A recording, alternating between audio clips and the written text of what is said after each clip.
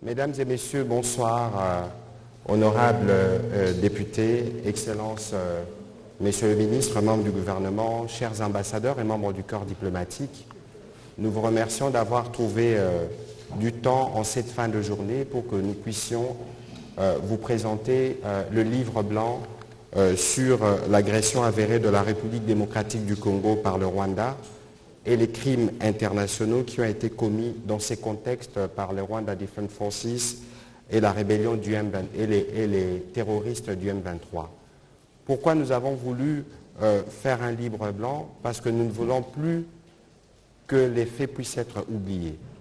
Nous avons, avec une commission d'experts attitrés, que ce soit dans les secteurs de la défense, de la sécurité, de l'environnement, de la diplomatie, travaillé d'arrache-pied depuis plusieurs mois pour être en mesure de collecter la moindre preuve qui puisse appuyer notre argumentaire, parce que de tout ce qui se passe en République démocratique du Congo, il faut que justice soit faite.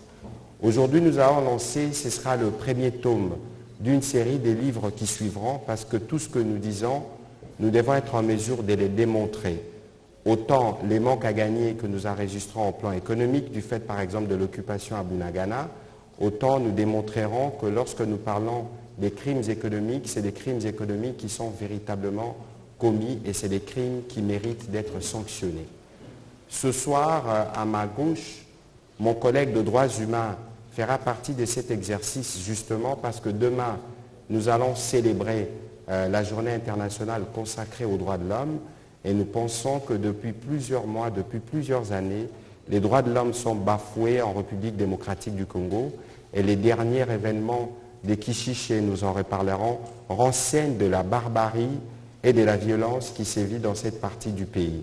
Non seulement qu'il faut que justice soit faite, mais il faut aussi que réparation suive. Il faut aussi des sépultures pour ces hommes, ces femmes, ces enfants qui sont morts injustement dans leur propre pays. Les livres blancs, en quoi consistent-ils? Que contiennent-ils? Dans ces livres blancs, nous avons voulu d'abord parler de la République démocratique du Congo, de sa position centrale en Afrique et de la vocation qui est la sienne d'être un pays carrefour, un pays qui permet aux uns aux autres, notamment les pays voisins, de commercer avec lui pour la prospérité de tous. C'est dans ces contextes que le président de la République a voulu que la République démocratique du Congo puisse adhérer à la Eastern African Community, qu'on appelle en français EAC, organisation sous-régionale avec le pays de l'Afrique de l'Est, pour que, avec les pays de cette partie du pays, nous puissions travailler exactement comme nous faisons avec les pays de la communauté de l'Afrique centrale, CEAC, ou encore de pays de communauté de l'Afrique australe, la SADC. Mais alors, lorsque la République démocratique du Congo a adhéré à la Eastern African Community, il y avait un besoin partagé par tous les pays membres de cette organisation de ramener la paix dans l'Est de la République démocratique du Congo. Ramener la paix suppose du courage de discuter sur des problèmes réels et voir dans quelle mesure on peut commencer à y donner des réponses communes ou des réponses solides. C'est dans cet ordre que le président de la République a fait le choix d'accepter un processus politique, vous l'avez suivi, qui a plutôt bien abouti avec les différents groupes armés, et c'est le seul groupe armé terroriste qui n'a pas souscrit à ces schémas, qui est à la base de massacres nous déplorons, parce que ces groupes armés est porté et soutenu par le Rwanda. Point n'est besoin de rappeler les passés historiques de ces pays voisins qui, pendant longtemps, a lorgné sur la République démocratique du Congo et qui, malheureusement, depuis les lendemains du génocide, a choisi de faire du territoire de la République démocratique du Congo les sanctuaires de toutes les violences pour nous et les sanctuaires de toute la prospérité pour eux. C'est donc un pays connu pour sa bellicosité, répressif, ethniciste, totalitaire, et j'en passe. Je ne voudrais pas faire l'économie de ce que c'est le Rwanda, de quel type de régime il y a là-bas, mais vous savez que c'est un régime qui est assis sur la violence. Et lorsque le Rwanda prend prétexte pour intervenir en République démocratique du Congo, il parle essentiellement de deux choses.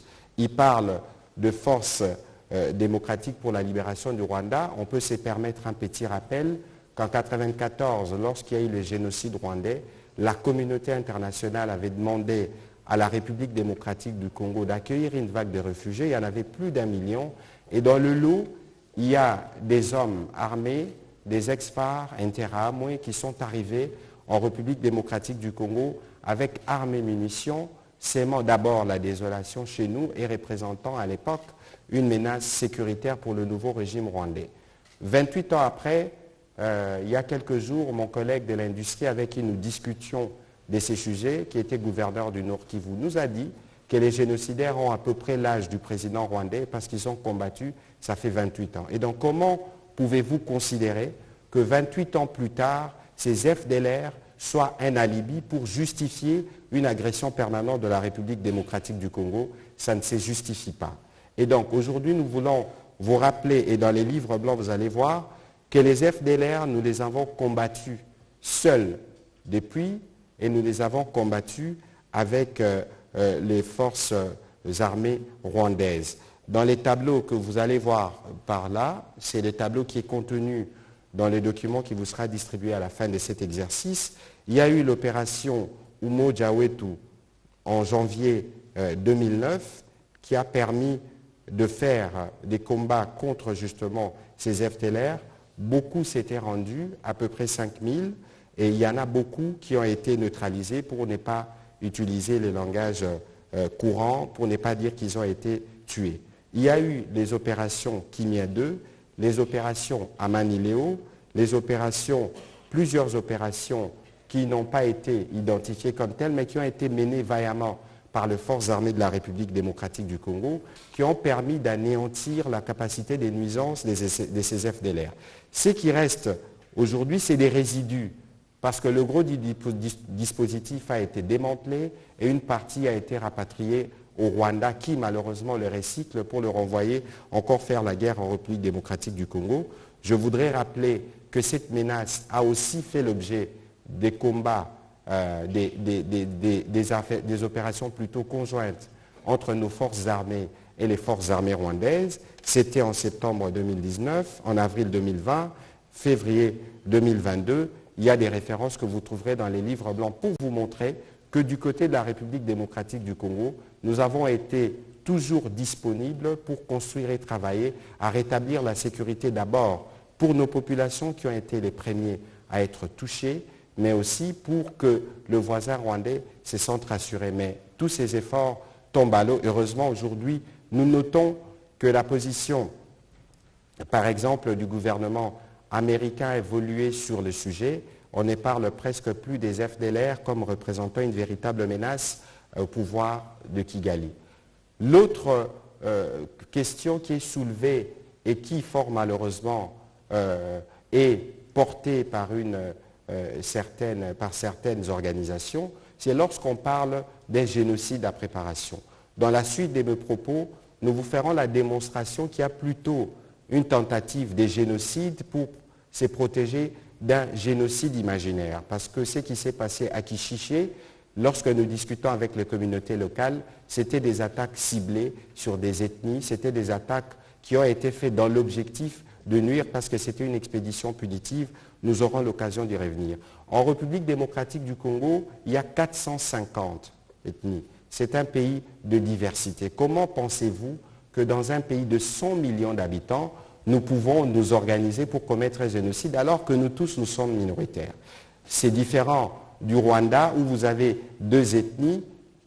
La confrontation est vite arrivée, mais pour le cas de la République démocratique du Congo, ce n'est pas le cas. Et donc, ce sont deux alibis qui, de notre point de vue, ne se justifient pas, d'aucune manière en tout cas, pour que la partie est de notre pays soit maintenue dans un climat de violence et de terreur depuis 28 ans.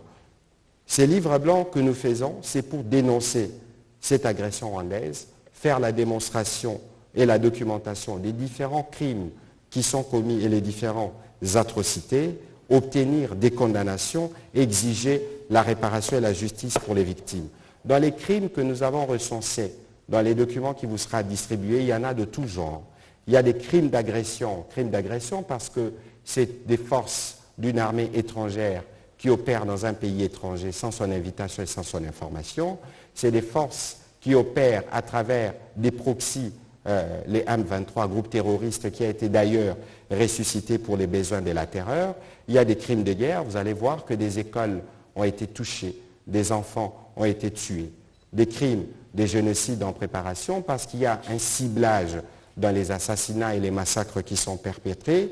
Il y a des éco-crimes, des crimes qui sont commis sur l'environnement.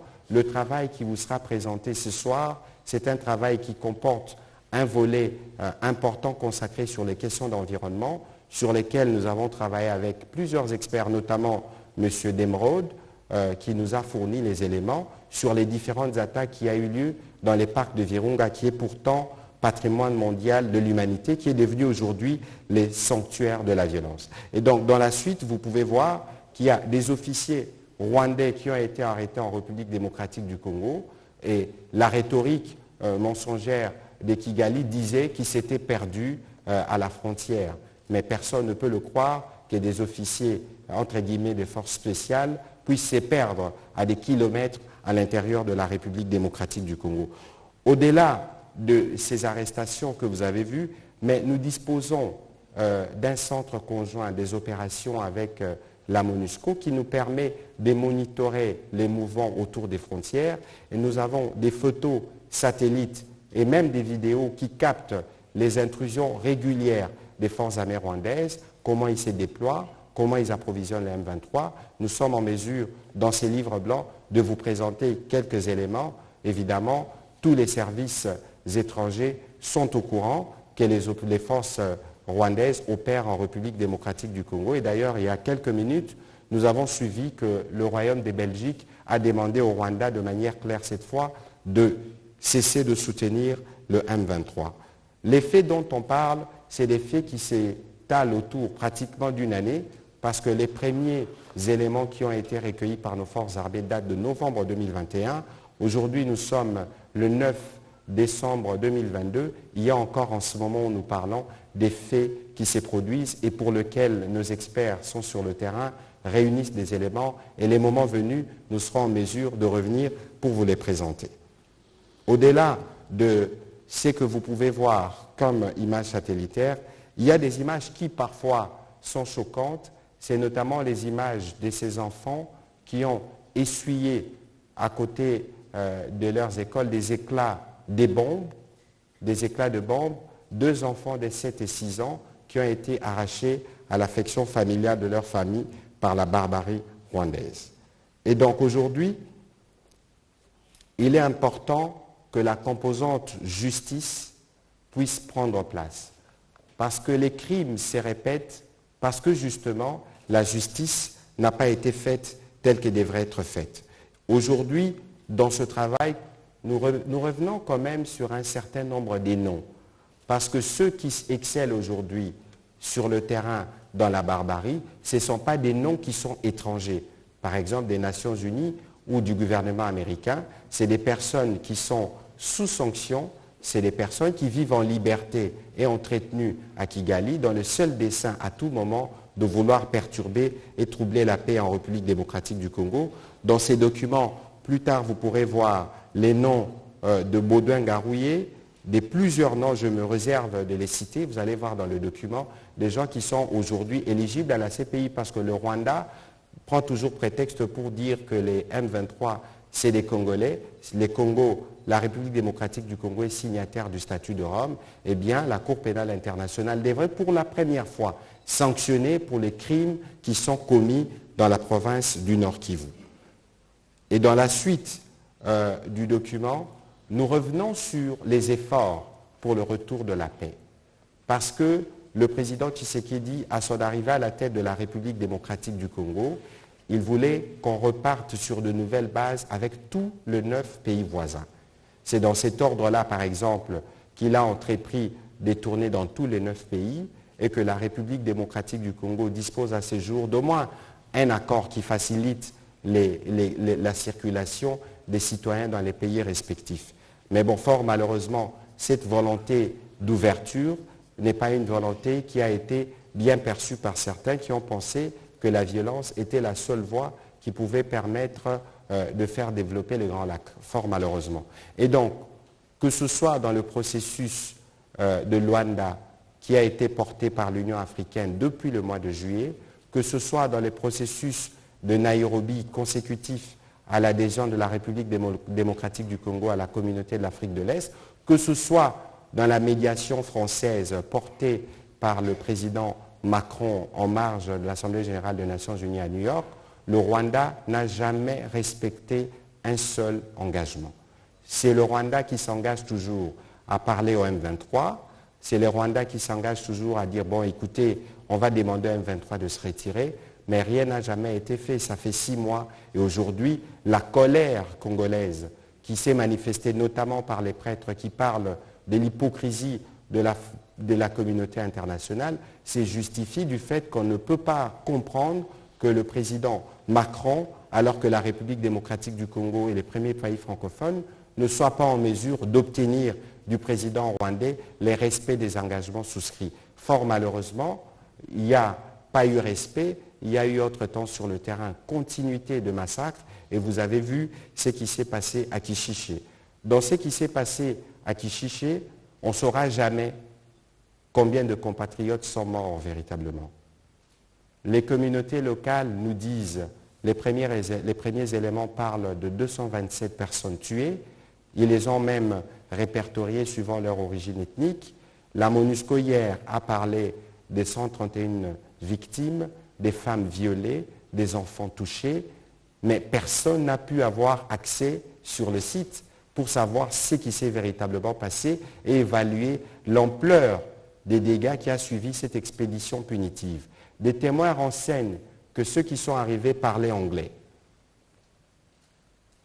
Si c'est des militaires qui sont arrivés et qui parlaient anglais, dans les livres blancs, nous revenons, y compris sur les phrases qui ont été dites et répétées, il y avait une volonté claire d'exterminer, de s'aimer la terreur, de brûler, de tuer. Voilà en résumé ce que contient les documents qui vous sera distribués aujourd'hui. Il y a une version anglaise qui suivra et c'est les documents, le premier je l'ai dit tout à l'heure, qui servira à porter notre narratif parce que pour cette fois, nous voulons aller jusqu'au bout, que justice soit faite, que justice soit dite, pour que non seulement ces crimes ne se répètent plus, mais pour que ces populations qui méritent la paix se consolent de voir que les bourreaux ont été punis. Nous réclamons de ce fait la mise en place d'un tribunal pénal spécial qui permettra de juger tous les crimes commis en République démocratique du Congo, qui, dois-je le rappeler, a connu plus de victimes que toutes les victimes de la Deuxième Guerre mondiale. Voilà ce que je pouvais dire en termes des mots introductifs par rapport à l'activité de ce soir.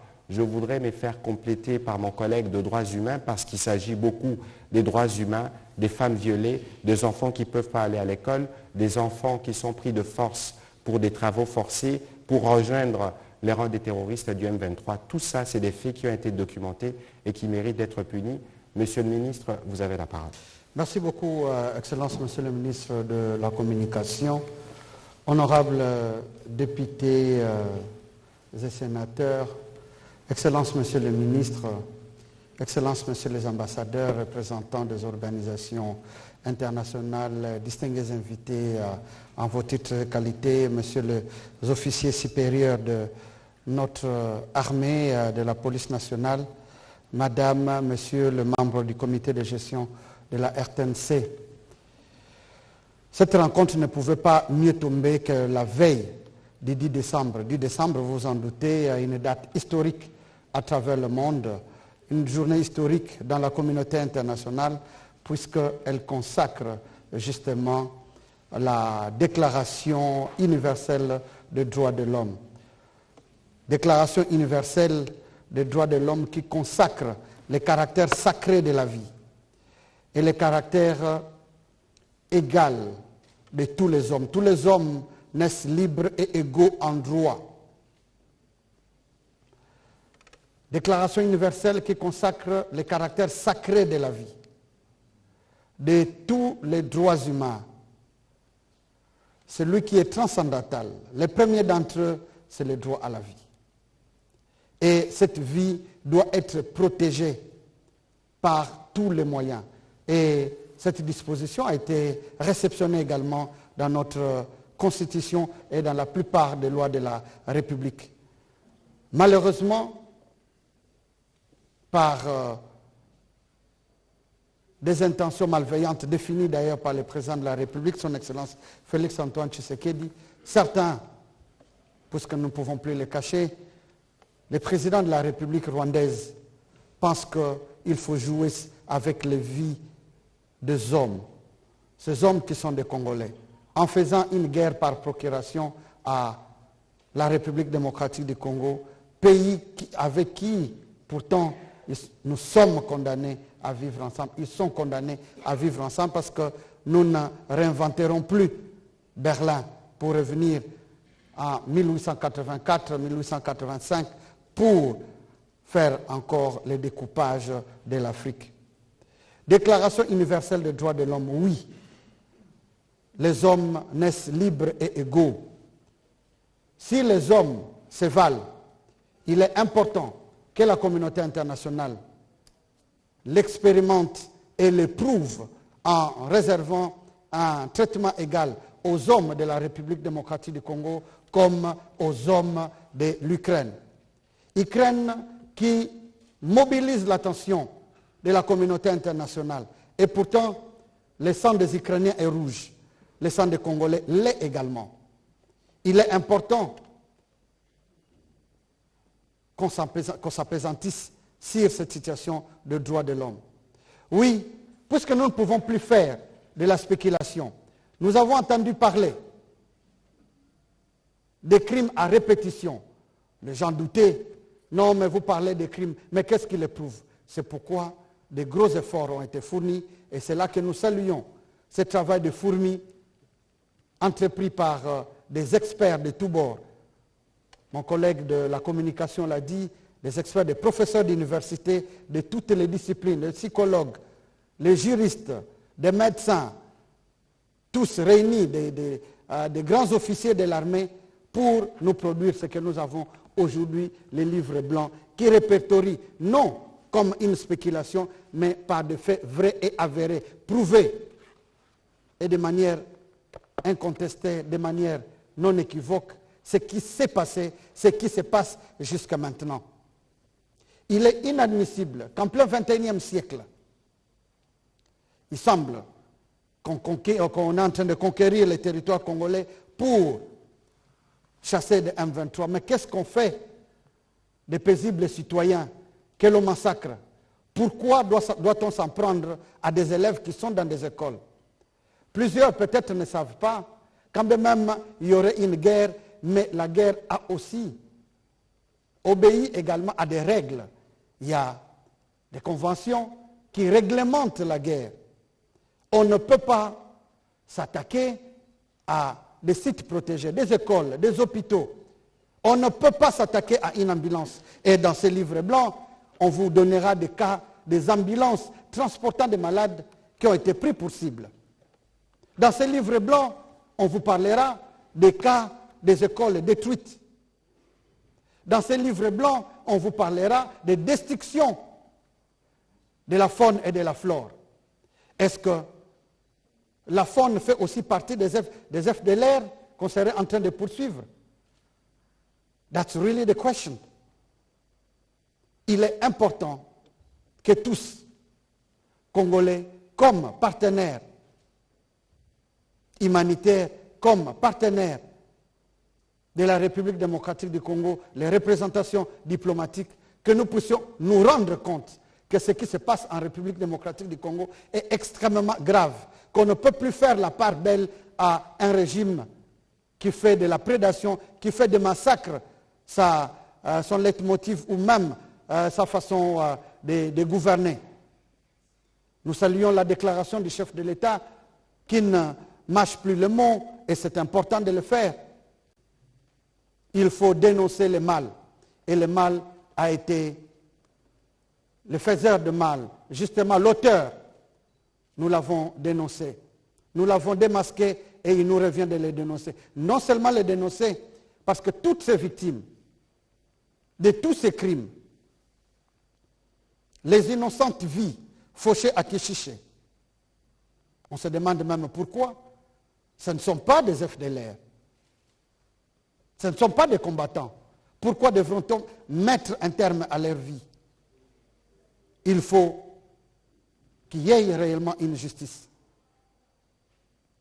Vous avez appris qu'à ce jour, notre collègue membre du gouvernement, la ministre d'État, ministre de la Justice, est en déplacement et elle a saisi les instances internationales pour que justice soit rendue. Il est important que nous ayons une instance judiciaire. Mais aussi, nous devons savoir qu'en interne, des efforts sont fournis. Des efforts sont fournis dans le cadre de la justice transitionnelle.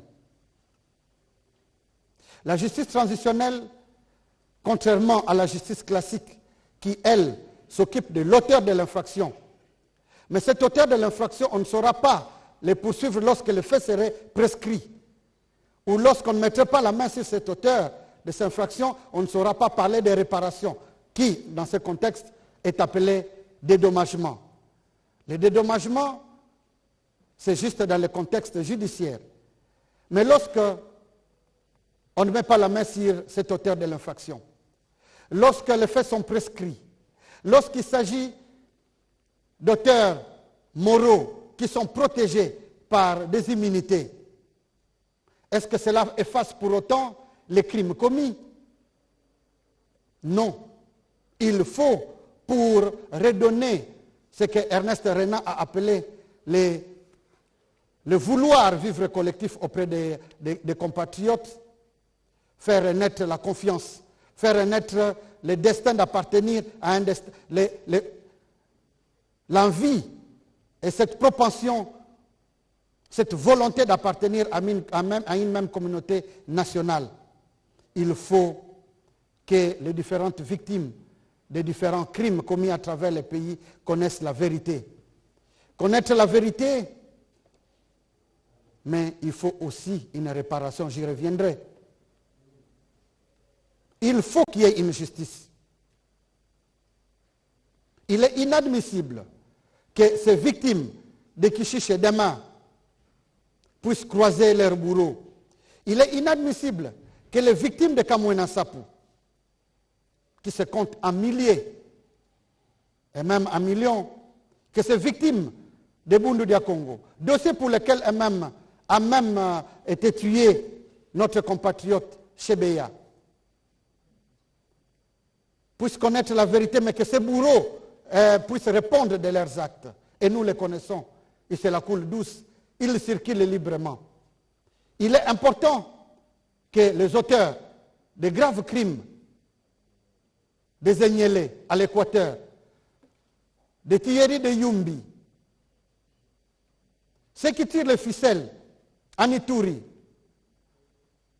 les graves crimes qu'on a connus au Sud Kivu, qui, du reste, a été proclamé, si on a parlé de la capitale mondiale de viol, mais c'est plus perpétré au Sud Kivu.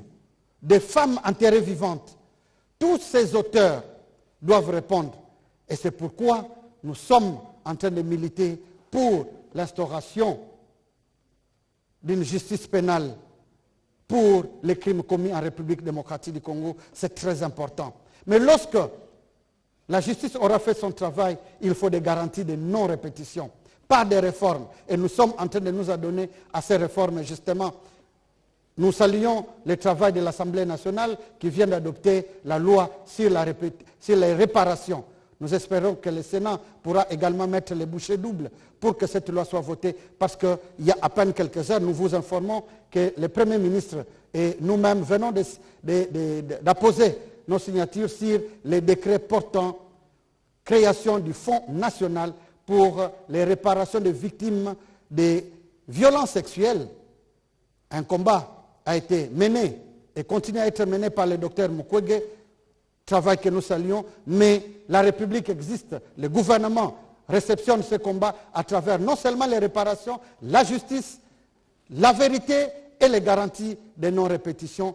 Il faut que la justice soit rendue dans ce cadre et que les Congolais, comme les Français, comme les Suédois, comme les Australiens, comme les Norvégiens, comme les Sénégalais, comme partout à travers le monde, que le genre humain puisse se satisfaire de vivre en paix, de proscrire la haine et la guerre.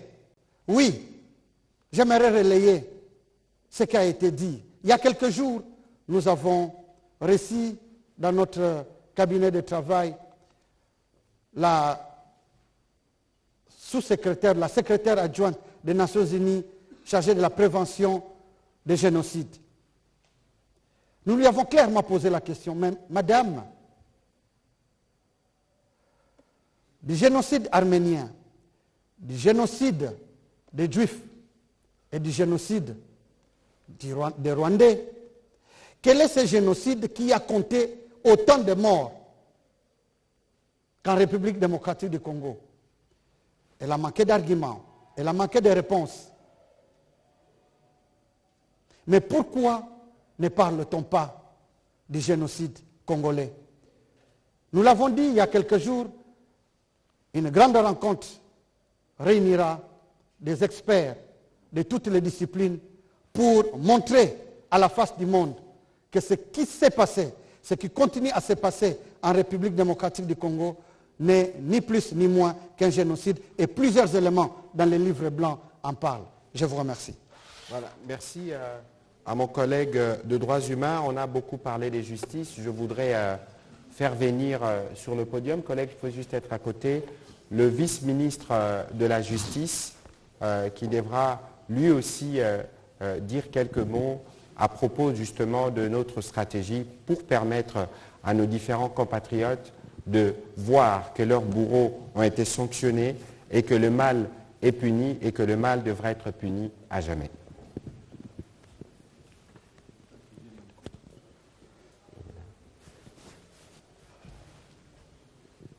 Collègue Amato, vous avez la parole.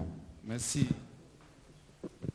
Merci, Excellence, Monsieur le ministre de la Communication, honorables députés et sénateurs, Excellence, Messieurs les ministres et membres du gouvernement, Excellence, Messieurs les ambassadeurs, Mesdames et Messieurs de la presse, on est heureux d'être ensemble ce soir pour partager, et surtout à l'occasion de la publication ou de la mise à votre disposition de ces livres blancs liés à tous les crimes commis dans l'Est de la République démocratique du Congo et particulièrement à l'Est.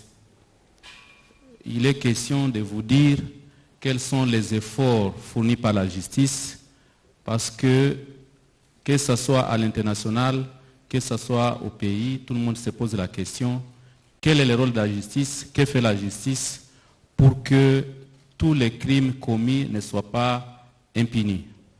Et nous avons le devoir aujourd'hui de vous dire que si le plan interne, que ce soit depuis la proclamation de l'état de siège dans les deux provinces concernées, le Nord Kivu et l'Ituri, il y a beaucoup d'officiers, parmi nos officiers, qui ont été arrêtés, nombreux des officiers supérieurs, nombreux sont condamnés et d'autres dossiers sont en cours devant les cours de la cour militaire de Goma et de l'Ituri et les tribunaux de garnison dans les deux provinces. Je ne vais pas revenir sur les noms de ces officiers, ils sont nombreux.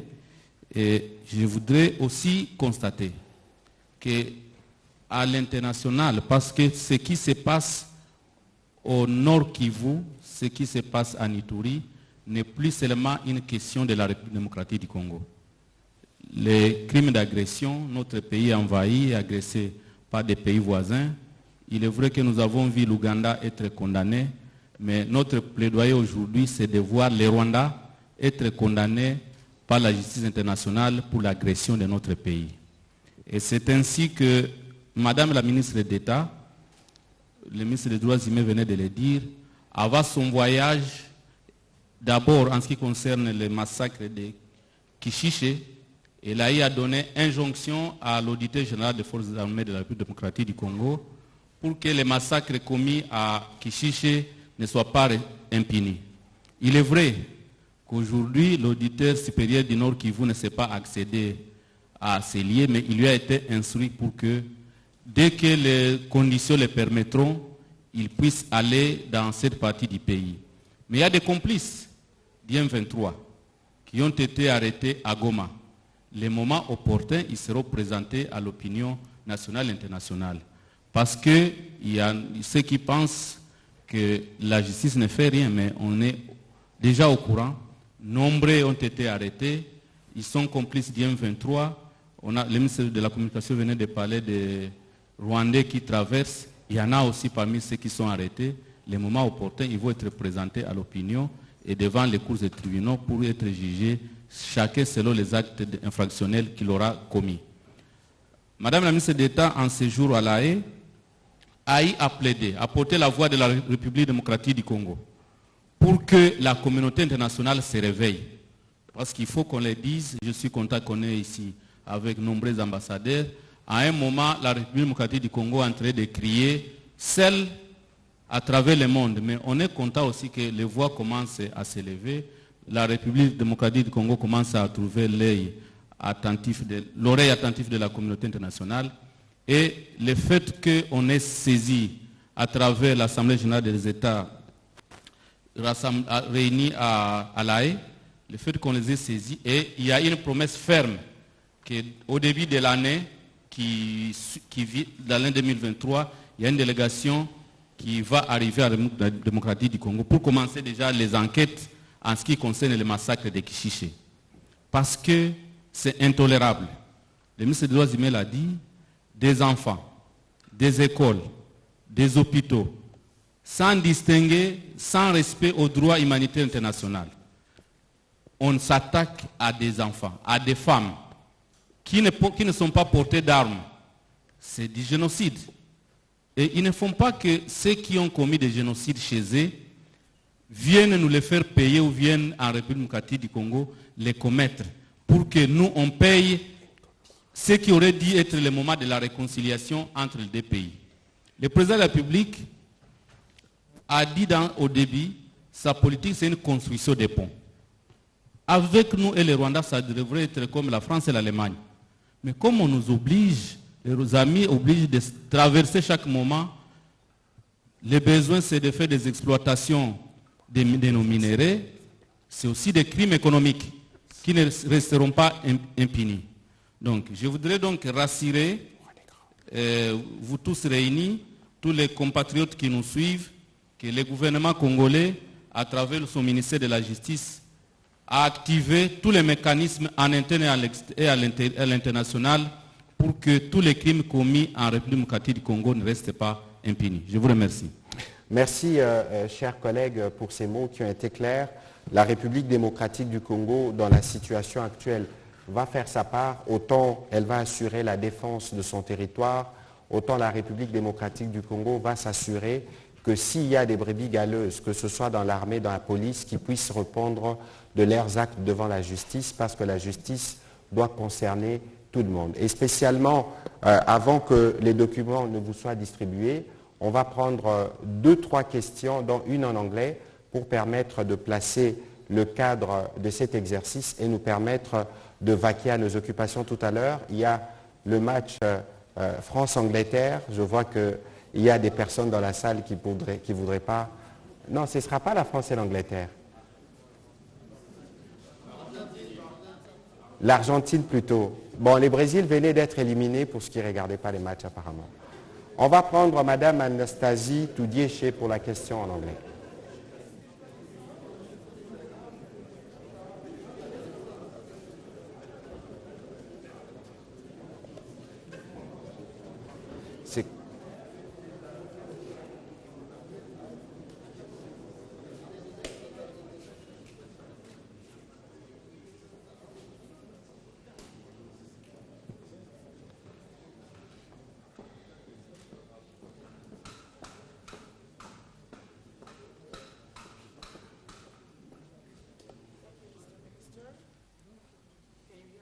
Yes, I can. Thank you.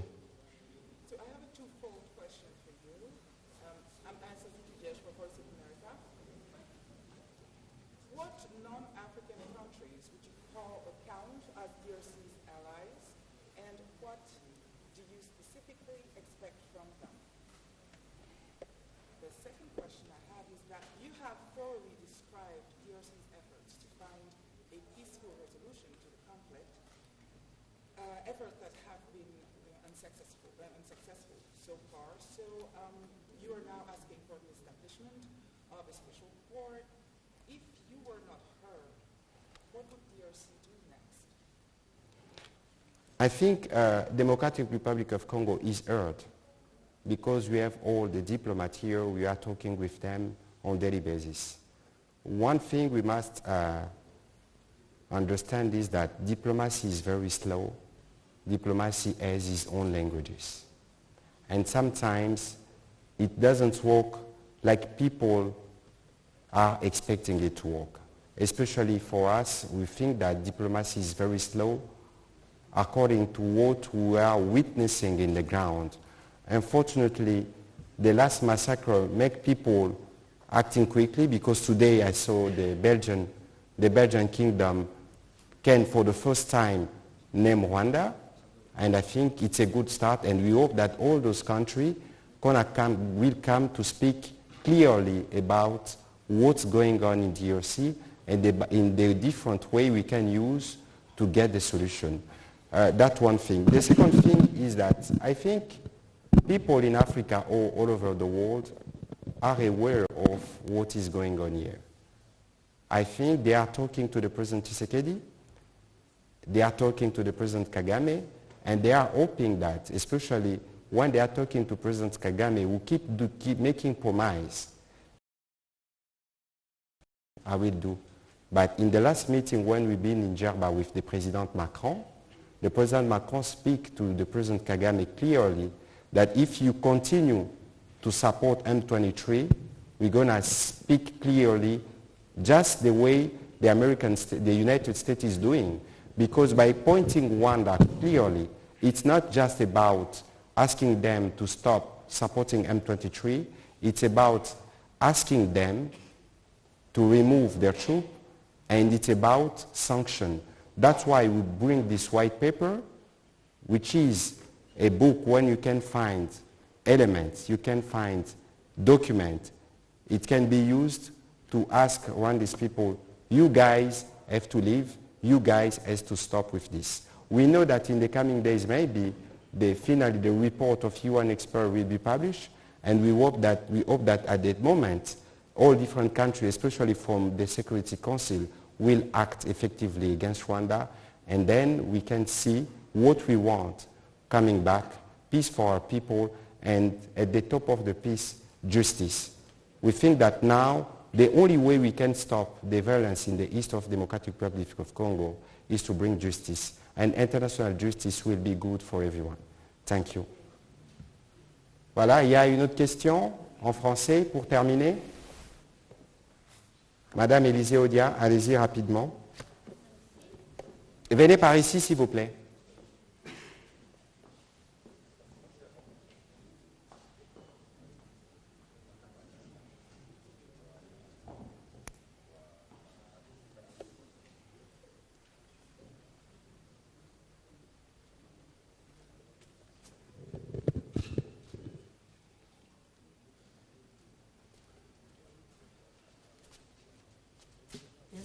Monsieur le porte-parole du gouvernement, pour la parole. Rapidement, quelques questions. Déjà, la réaction du gouvernement par rapport aux sanctions de l'Union européenne sur les personnalités congolaises impliquées, notamment dans la situation sécuritaire dans la partie est du pays. Et l'autre question, c'est par rapport au massacre de Kichiché. Le nombre, en tout cas, le gouvernement parlait de près de 300 morts, 272, si je ne me trompe pas, alors que le Bureau conjoint des Nations Unies parle de 131 morts. Juste savoir sur quoi s'est basé le gouvernement pour essayer d'arriver à ce chiffre-là qui, on peut le voir, constitue un grand écart avec des chiffres présentés par le Bureau conjoint des Nations Unies et la MONUSCO. Et peut-être une dernière question avec le M23. Aujourd'hui, le M23 décide de se retirer des zones occupées. Le gouvernement va négocier parce qu'il a posé des conditions. Si ce retrait est acté, sur quelle base comptez-vous négocier avec le M23? En d'autres termes, quelle va être la contrepartie du gouvernement congolais au M23? Merci. Quelles sont les réactions sur les sanctions? Eh bien, les sanctions sont toujours bonnes dès lors qu'elles peuvent aider à régler les problèmes, à éviter que les mâles ne se répètent. Nous espérons que l'Union européenne ira plus loin en sanctionnant le Rwanda, mais malheureusement, ce qui s'est passé la semaine dernière a été très mal perçu en République démocratique du Congo, et a raison, parce que l'Union européenne est au courant des agissements du Rwanda en RDC. Elle aurait pu retenir ou elle aurait pu geler l'assistance qui était prévue depuis de longs mois. Mais bon, il semble que c'est la diplomatie. Nous espérons que le moment venu, l'Union européenne tirera les conséquences, y compris pour ce qui concerne le Rwanda et pour tout ce qui concerne tous les officiers qui sont concernés par les massacres qui ont eu lieu en l'Est de la République démocratique du Congo. Et donc les sanctions sont les bienvenues. Nous espérons qu'elles pourront encore venir davantage de l'autre côté.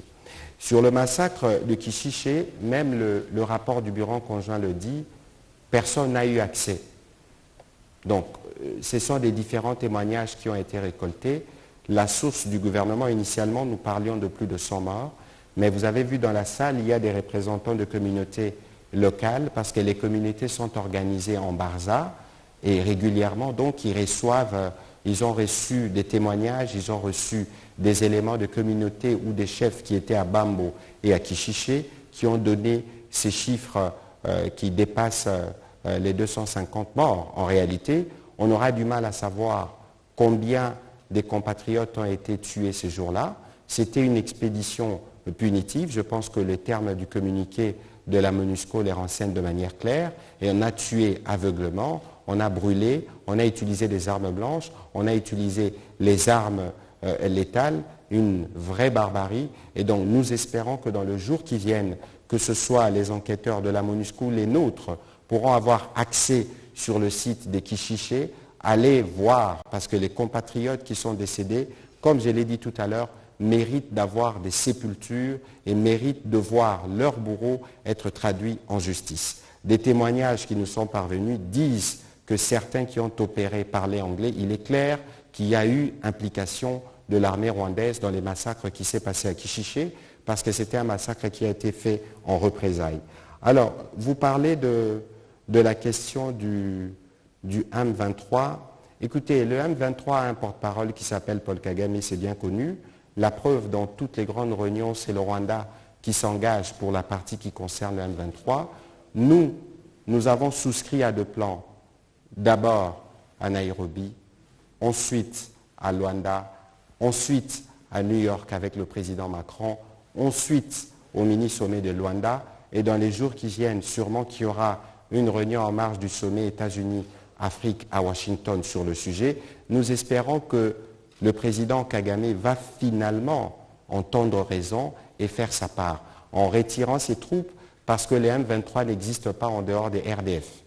Vous savez que nos vaillants soldats avaient défait les M23 en 2013. On ne peut pas se reconstituer si vite et avoir des armes qui impressionnent même le secrétaire général des Nations Unies. Il a dit lui-même, et nous pensons que, en tout cas dans les jours qui viennent, comme les langues commencent à se délier, dès que les rapports des experts des Nations Unies sortira, il y aura une pression plus forte et des sanctions sur le Rwanda, parce qu'après les sanctions, pour nous, il faut que la justice se fasse pour les victimes et pour que plus jamais violence ne se répète dans l'Est de la République démocratique du Congo.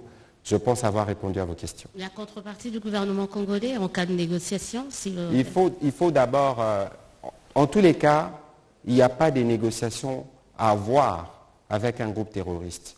Les schémas étaient tout tracés.